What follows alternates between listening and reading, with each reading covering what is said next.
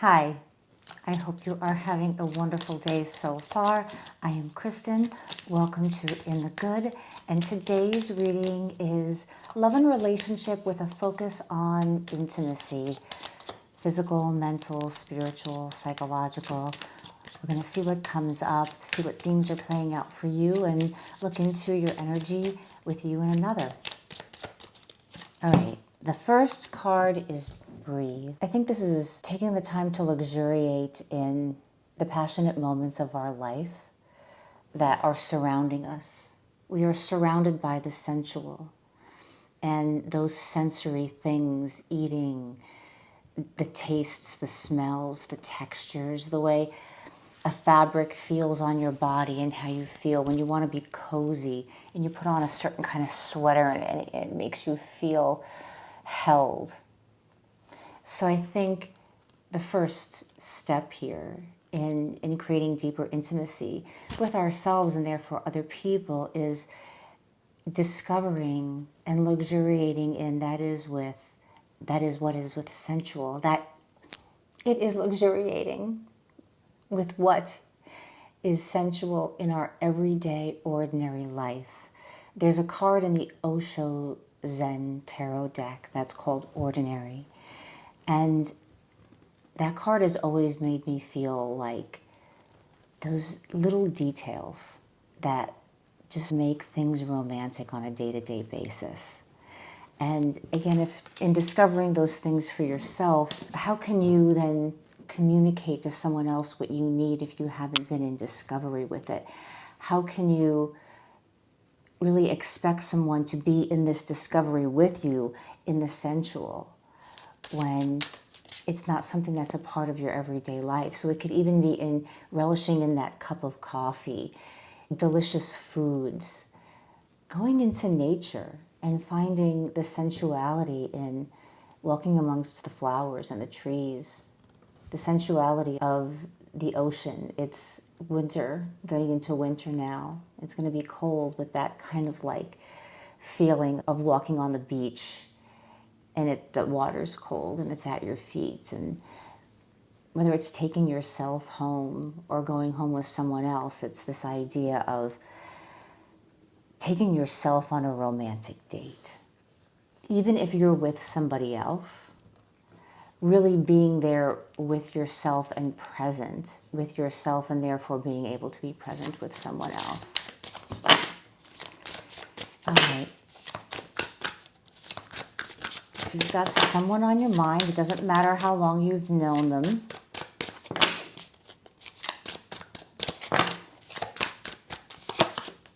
All right, we have the Magician. So this overall energy between the two of you, there's like a lot of potential, and it feels like you've got everything you need, they have everything they need, and everything should be very magical. It should be able to come together, and it feels like there's a structure in place that allows for a very reciprocal giving and receiving. These are two people that have worked on themselves. That's beautiful. I think in this card as well, there is that continued discovery of who I am now in relationship and intimacy to another. Perhaps reimagining and taking all the wisdom and the knowledge you've learned in other relationships and what you've liked and what you haven't liked, what's worked for you, what you didn't get, what you need. And then being able to share and express that. Having the tools of communication, the tools of being able to be active, to be able to not just ask for what you want, but physically ask for what you want. It's this communication without words as well, and how you convey.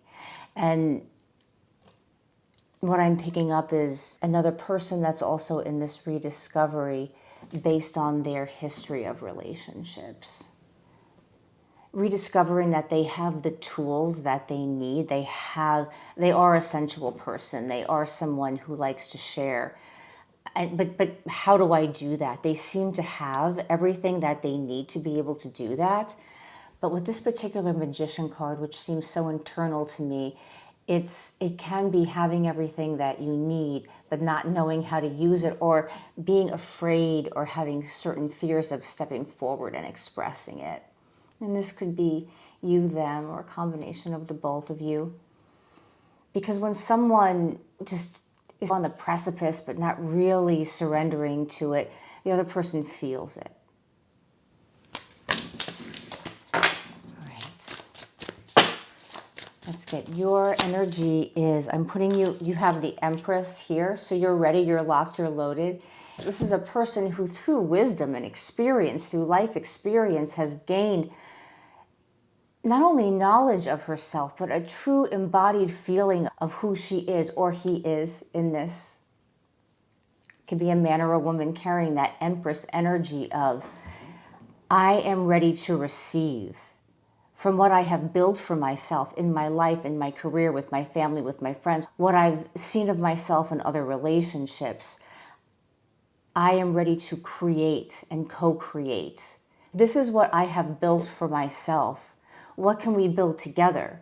But also the question of, what are you building, right? Because an Empress needs somebody who can match her, right? You don't want to be an Empress and then being that person that's like, oh, you're enabling someone, or they're kind of a fixer-upper, but through my love and through my success and through all my compromise and my giving and my encouraging. No, the Empress doesn't do that. The Empress is understanding, is compassionate, sees someone, but it's this sort of like, there can be potential, but potential doesn't mean that it's happening presently.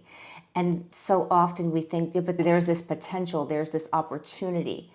And there's this moment in the beginning where there's a curiosity and investigation, it should be play. But then really realizing, is someone meeting you where you're at? And can you meet them where they at without coming down from Empress status? An energy for the other is, this is interesting, this is the Nine of Pentacles. So, these cards are often, the Empress is always the Empress, but there's something very similar to me in these cards where these are two sovereign people that take care of themselves. So you have with you somebody who is taking care of themselves, somebody who has mastered something. And it's like they're really good at what they do. It's almost like there's some sort of specialized thing, or the way they do it is so unique. They know how to plant a garden and grow it so that it's in full bloom.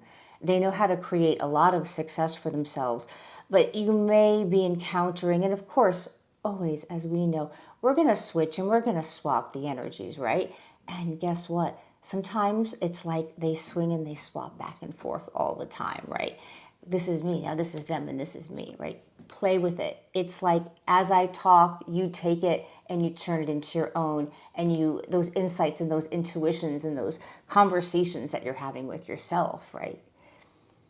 But this is the energy of somebody who's used to doing it alone, being alone. Perhaps partnerships that haven't worked out, and therefore they've had to be forced to take care of things. But yet they've grown this anyway. But what I want to say here with this pairing is that we have this Empress over here that is, I would say, more sensually mature, has more access to the nuances of intimacy, of, again, that being able to communicate without words, using the body to communicate, has taken the lessons of past relationships and turned them into something that made her the best of herself or himself. You've thrived. And there could be someone here on the other side that, although they are highly successful and in many ways a very good match, they're not as mature intimately. And it's like, this is a more youthful card to this card. So they could be a little emotionally a little bit immature, or really just holding back on their emotions. focused on the pentacles, focused on what can I manifest, what's real in front of me. And perhaps on this side, we have a person who is afraid of making the same mistakes over and over and over again because it has been very intense. The failures in relationship, particularly around sexuality and one's sex life, that force them to move on with life and get things done and perhaps focus on their children, focus on family, and feel like almost I'm going to let that part of my life go. And we have this Empress energy over here on your side, perhaps. I see you, I feel you, I have that. I have had those experiences. I have a file full of what I perceived as failures, what I've come to understand as important growth markers in who I have become now. They are important to my process for understanding what I don't want. And the pain has been transmuted into usable life force energy to create this life that is ultimately satisfying. This feels, in this reading, this card feels a little bit more lonely. We have these two single people, but this one is looking straight forward and it's sovereign. It has agency. You have agency. And you're okay no matter what, because you're looking for the right match. And it's not about, well, I don't want to waste my time because I don't know if you what you. It's like I'm waiting for just the right time. And I'm waiting for the right person, and I'm okay with that. And I can explore and play and meet up with people and have fun, but I'm waiting for that right one to really surrender to. And in this card, in this reading, it feels very much like I'm looking away. Now that's interesting because there is a more of a masculine energy coming from this card in this particular deck. And this could also be reconciling and with the masculine and feminine in yourself, within them. This Empress, although she presents so feminine, to be able to sit so comfortably in the feminine, one has to work on their masculine side. And so really it's the reciprocity, the masculine giving, the feminine receiving. This person is sitting back, she's ready to receive. Not that she can't give, but it's like, come play with me, come receive with me, let's give together. I want to fully surrender, I'm ready. And here it feels like a little bit, there's this disassociative quality that I'm tapping into, where someone could perhaps be disassociated from the sensual side of themselves. And this person could be coming across highly sensual, highly fiery, with a lot of sexual energy that never really quite lands, right? They don't breathe. They're alive, they're breathing, but they're not stopping, they're not taking the time for themselves, and it's perhaps they don't think they have the time. And it's because they're not ready to surrender to their own receiving. They're afraid that their giving will result in another mistake and giving so much time and energy to something that doesn't turn out the way they want. And it's like creating PTSD, but not really coming out and talking about it or acknowledging it or wanting to work with it or heal with it. What's hidden? Is there anything hidden that we need to know? What's hidden? What's hidden about them?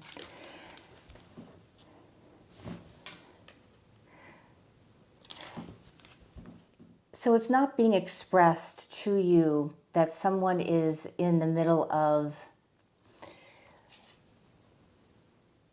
doing deep childhood reevaluation or coming to grips with how their childhood has written a certain story about their love life, their relationship life, even if they didn't like their parents' relationship.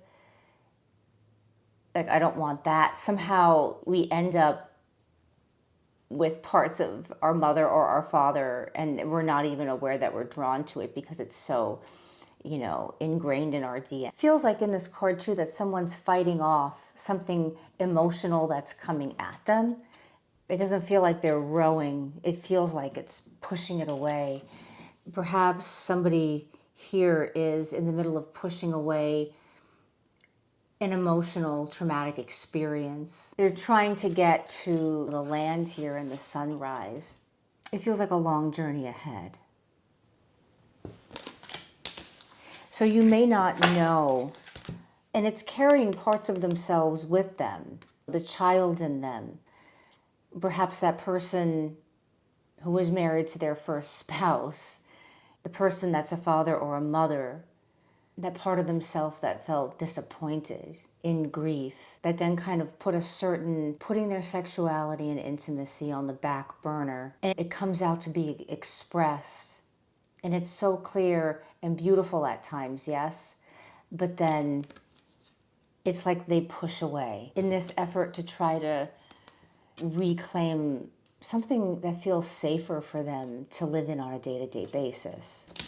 Final thoughts and advice. Final thoughts and advice.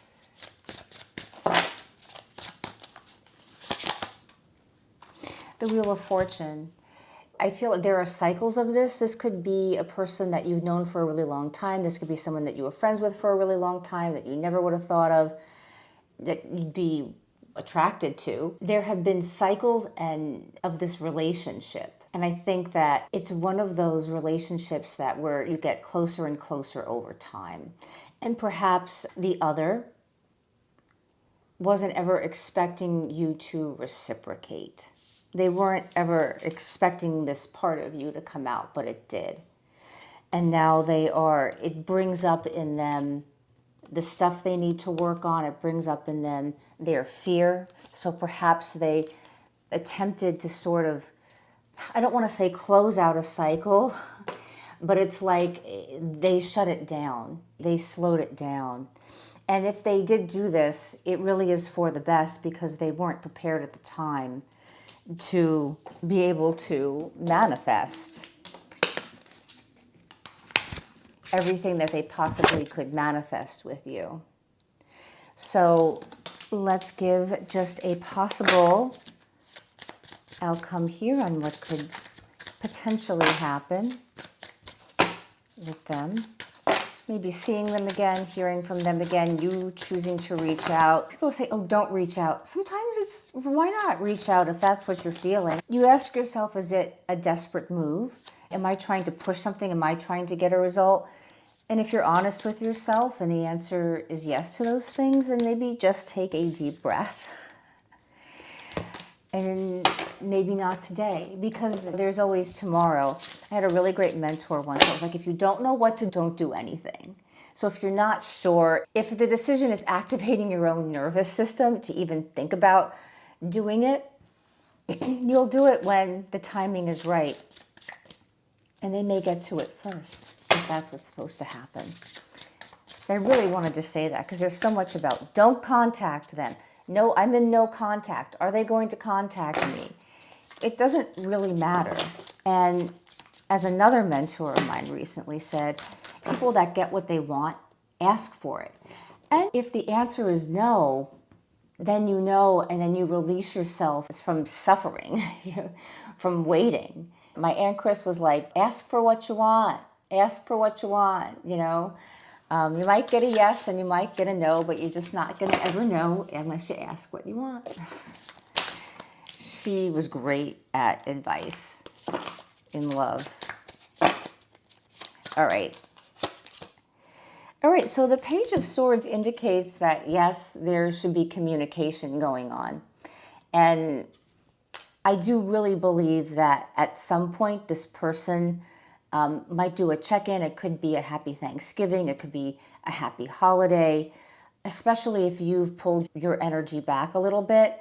Again, it's always like we're pulling back our energy to focus on our own lives, to hang out with our friends, to start projects, to take care of ourselves. I don't pick up in this reading at all that you're sitting around like this. There could be a curiosity, there could be an interest, there could have been some disappointment that things didn't quite go, but I think that you know that you will hear from this person again. And if you happen to want to do it first because you want to, then just do that. Because it doesn't really matter, because you will hear from them again. All right, I'm going to leave it at that. We will leave it at that. I'm happy that you're here. Thank you for listening. Please give me a thumbs up. It would mean so much for me if you resonated with any part of this reading. Please let me know in the comments below anything that you want to share with the community, and please let me know what other kind of readings you would like to do. I have meditations on the channel to help you process and just reflect and be calm. We'll see you on the next one, you guys. Bye.